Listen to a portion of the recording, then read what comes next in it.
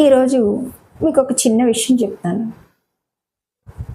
ఈ విషయం పేరెంట్స్గా మనందరినీ ఆలోచింపచేసే విషయం.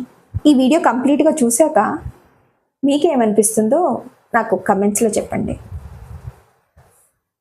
ఒక ప్రైవేట్ కంపెనీలో పనిచేసే ఒక తండ్రి, ఆయనకి 2 పిల్లలు. అయితే ఆ బాబుకి ఎగ్జామ్స్ అయినాయి. ఎగ్జామ్స్ అయ్యాక, నాన్న ఎప్పుడు పీటీఎంకి అమ్మాయి వస్తుంది, నువ్వు ఒక్కసారైనా రావట్లేదు అని అడిగేవాడు. అయితే అరే బాబు అడుగుతున్నాడు కదా, ఈసారి ఎలాగైనా పీటీఎంకి వెళ్ళాలి అనేసి డిసైడ్ అయ్యి ఆ పీటీఎంకి ప్లాన్ చేసుకుని తనకు స్కెడ్యూల్స్ అన్నీ పక్కాగా కరెక్ట్గా సెట్ చేసుకుని పీటీఎంకి వెళ్ళారు.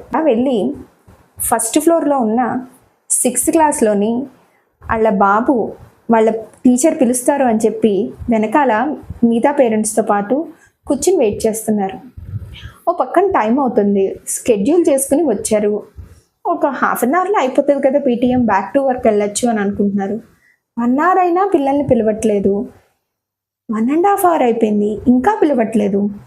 ఏంటబ్బా ఈ టీచరు అందరి పేరెంట్స్ని నా వెనకాల వచ్చిన వాళ్ళని కూడా పిలుస్తుంది, మా బాబు పేరు నన్ను ఇంకా పిలవట్లేదేంటి అని కాస్త ఫ్రస్ట్రేటెడ్గా, విసుగుగా, కాస్త ఇబ్బందిగా అలా కూర్చున్నారు. అలా విసుగుగా ఉన్న ఆ తండ్రి పక్కనున్న కిటికీలోంచి అలా చూస్తూ ఉంటే వాళ్ళ బాబు ఫ్రెండు ఇలా వెళ్ళడం కనిపించింది. ఆ బాబు ఆయన్ని చూసి హాయ్ అంకుల్ అని పలకరించారు. లోపలికి వచ్చాడు. ఏంటి అంకుల్ ఇక్కడున్నారు అని అడిగాడు. పీటీఎం కదా నానా అనేసి చెప్పాడు. అంకుల్ కేశవ్ 7th గ్రేడ్ కదా అంకుల్, 7th గ్రేడ్ పైన అంకుల్, రండి నేను తీసుకెళ్తాను అని చెప్పి ఆ బాబు ఆ తండ్రిని 7th క్లాస్కి తీసుకెళ్ళాడు. 7th క్లాస్కి వెళ్తున్న ప్రతి అడుగులోని తండ్రి యొక్క మనసు ఏం ఆలోచిస్తూ ఉంటుందో చెప్పండి. కన్న కొడుకు ఏ క్లాస్లో చదువుతున్నాడో కూడా తెలియనంతగా పనిచేస్తున్నామా అని ఆ తండ్రి మనసు చిన్నబుచ్చుకుంది. చాలా మదన పడ్డాడు. మీకు కూడా ఇలాంటి ఎక్స్పీరియన్స్ ఉందా? చాలాసార్లు ఎందుకు పని చేస్తున్నాము, ఎందుకు జీవితంలో ఎంత కష్టపడుతున్నాము అంటే పిల్లల కోసమే అని 100కి 99 మంది పేరెంట్స్ చెప్తారు. నేను కష్టపడేదంతా నా పిల్లల కోసమే, వాళ్ళ బంగారు భవిష్యత్తు కోసమే అని.